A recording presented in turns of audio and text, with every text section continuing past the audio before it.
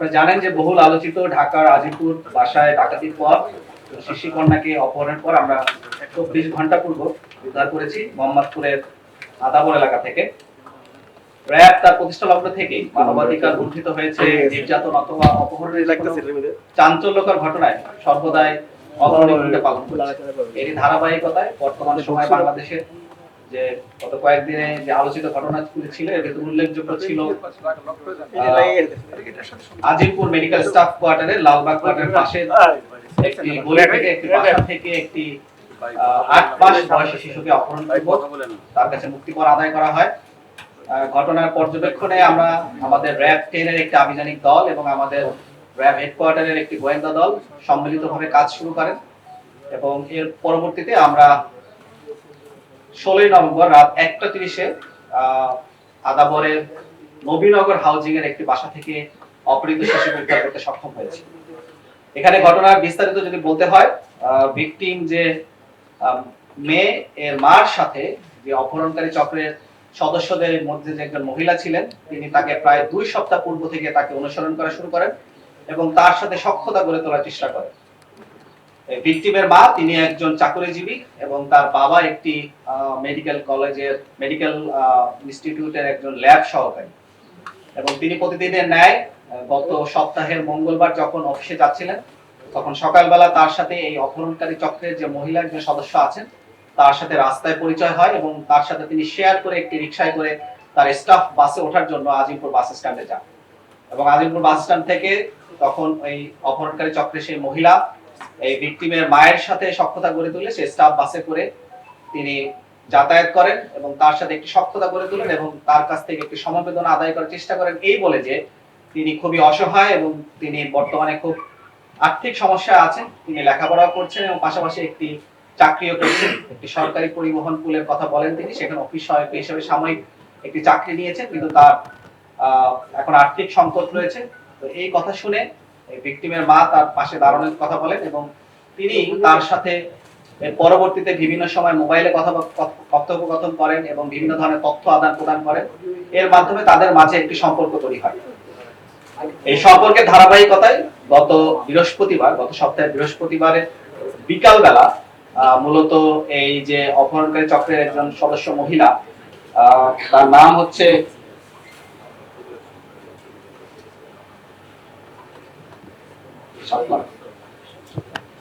শাপলা, তিনি তার বাসায় সাবলেট হিসেবে ওঠার জন্য একটি অ্যাডভান্স হিসেবে 2000 টাকা দেন এবং তাদের 2 রুমের বাসায় একটি বাসায় তিনি 8000 টাকা বাসা ভাড়া নিয়ে থাকবেন এবং তাদের সাথে একসাথে থাকবেন বলে একটি চুক্তিবদ্ধ হন। পরবর্তীতে যখন এই অপহরণকারী চক্রের যে মহিলা তিনি সংক্ষেপে তাদের বাসায় সেই রাতে থাকেন কিন্তু সেই রাতে ওই বাসাতে যে ভিকটিম তার মায়ের একজন সম্পর্কের দুলাভাই সে বাসাতে চলে আসাতে তারা সেই রাতে তাদের এই অপহরণকারীর যে পরিকল্পনা সেটা সফল কাম করতে পারে। কিন্তু তারপরও তাদের দেওয়া তথ্য মতে, ভিকটিমের মায়ের দেওয়া তথ্য মতে যে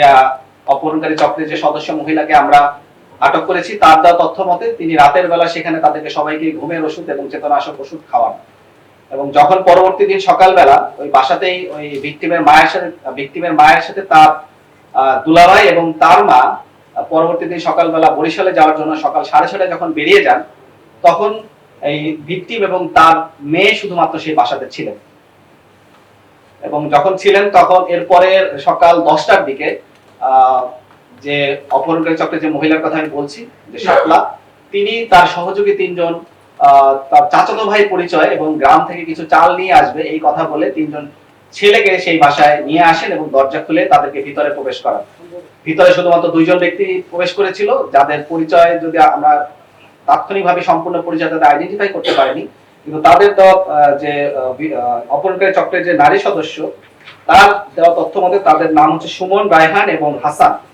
এই সুমন এবং রায়হান মূলত বাসার ভিতরে প্রবেশ করেন এবং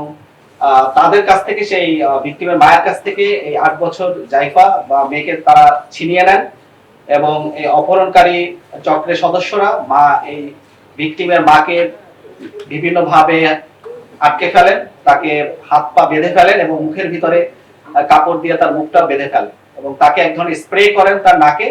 এবং বাচ্চাটাকে একটা স্প্রে করে অচেতন করে ফেলেন এবং পরবর্তীতে সে বাচ্চাটাকে নিয়ে তারা চলে আসেন এবং সেখানে তারা চলে আসেন হচ্ছে নবীনগর হাউজিং মোহাম্মদপুর আদাবর এলাকা অবস্থিত, সেখানে একটি বাসাতে, যেখানে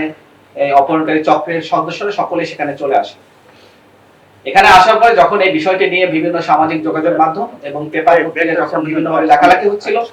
তখন তারা বিষয়টিকে নিরাপদ মনে করেনি এবং পরবর্তীতে তাদের যে অপহরণকারীদের যে দাবি ছিল বিভিন্ন ধরনের টাকা পয়সা নিয়ে দাবি করা 10 লক্ষ টাকার মতো, সেই টাকাগুলি বা তারা চাপার জন্য আর কোনো ধরনের যোগাযোগ করেনি, যেহেতু সেটা সামাজিক ভাবে এবং বিভিন্ন মিডিয়াতে সেটা প্রকাশ হয়ে গিয়েছিল।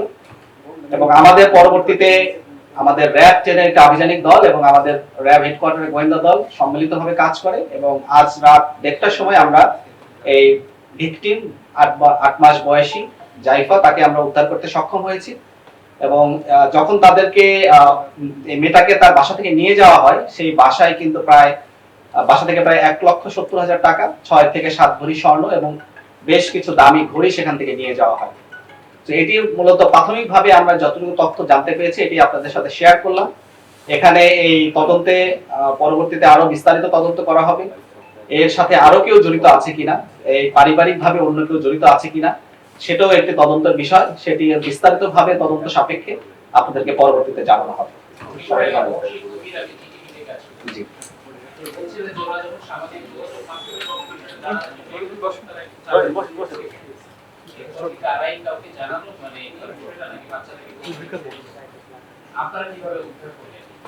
এখানে বিষয়টা হচ্ছে যখন এই মেয়েটি তার বাসায় ওঠে তখন সে মূলত তার মোবাইল ব্যবহার করে কারোর সাথে যোগাযোগ করেন। এই ভিকটিম যে মেয়ে, তার মাকে এবং তার বাসার সবাইকে সম্ভবত তারা ঘুমের কিছু চেতনানাশক ওষুধ খাওয়িয়ে তাদেরকে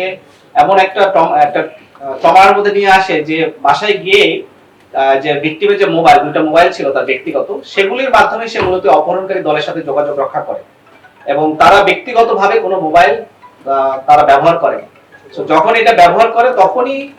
সেই বিষয়গুলিকে আমলে নিয়েই আমরা মূলত এই কাজটা করেছি এবং আমরা এই সন্ধানটা পেয়েছি। এবং যখন আমরা উদ্ধার করতে যাই নবীনগর হাউজিং এ, তখন আমরা দেখতে পাই যে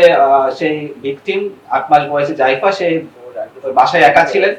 এবং এই মহিলা, এই অপহরণকারী চক্রের যে মহিলা, তিনি কার্নিশে আরেকটা বাসার কার্নিশে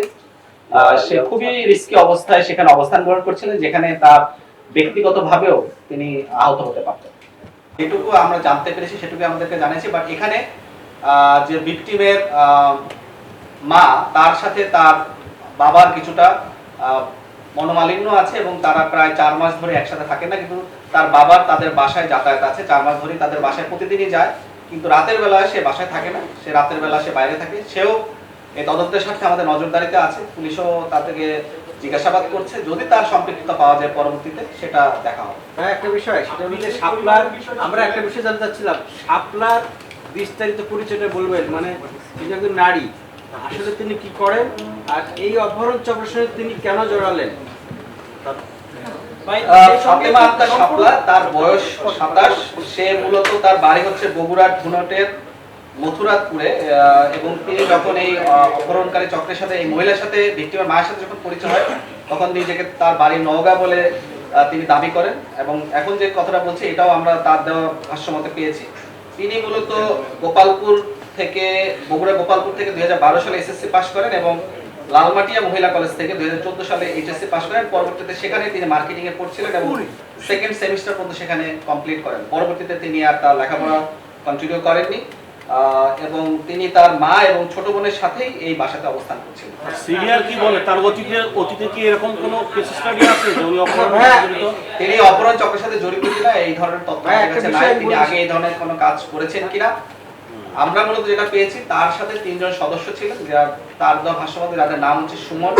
হাসান এবং রায়হান, মূলত এই 4 জন। এবং যে আমাদের যে ভিকটিম, তার মায়ের দেওয়া তথ্য মতে সেখানে আরো একজন মেয়ে ছিলেন, একটা বোরকা পরা মেয়ে ছিলেন, যে প্রথম দিন তখন যার সাথে পরিচয় হয় তখন তার সাথে একজন বোরকা পরা মহিলা ছিলেন, বা তার বিস্তারিত তথ্য বা পরিচয় আমরা এখন পর্যন্ত বের করতে পারি। আচ্ছা, একটা বিষয় বলি আপনার, সেটা হলো যে আপনারা তো ওনাকে আটক করেছেন, আপনি জিজ্ঞাসাবাদও করেছেন, ওনার প্রিভিয়াস ক্রাইম রেকর্ড যেটা পিসিপিআরটা কেমন, 1 নম্বর। আর 2 নম্বরটা হলো যে উনি কেন এটা করলেন, মানে আপনারা যেহেতু জিজ্ঞাসাবাদ করেছেন ওনার ইন্টেনশনটা কি, এটা একটু যদি কাইন্ডলি বলেন। মানে ডাকাতি করলে করতে, কিন্তু বাচ্চা নিল কেন? অপহরণ করে তার কাছ থেকে মুক্তবান হিসেবে টাকা আদায় করে তাদের উদ্দেশ্য ছিল। অপহরণ করে তার কাছ থেকে ভাই, কিন্তু একটা বিষয় কি ভাই, পাঠক কিন্তু শেষ করতে দেন। তাদের সে মূলত ভিকটিমের মাকে এই অপহরণকারী চক্রের যে মহিলা সদস্য তারা মূলত প্রায় 2 সপ্তাহ আগে থেকে অনুসরণ করছিলেন এবং তার সাথে তার মোবাইল নাম্বার সংগ্রহ করা, তার বাসায় যাওয়া, এই ধরনের বিভিন্ন ধরনের পরিকল্পনা তারা প্রায় 2 সপ্তাহ আগে থেকে শুরু করেছিলেন এবং 1 সপ্তাহ আগে থেকেই তারা তাদের বাসায় একবার যান, গিয়ে তার বাসায় সাবলেট থাকবেন, তার বাসায় রুম ভাড়া নেবেন এবং তিনি অসহায়, তিনি একটা আর্থিক সংকটে আছেন, তিনি পরিবার থেকে একটু দায়গ্রস্ত অবস্থা আছেন।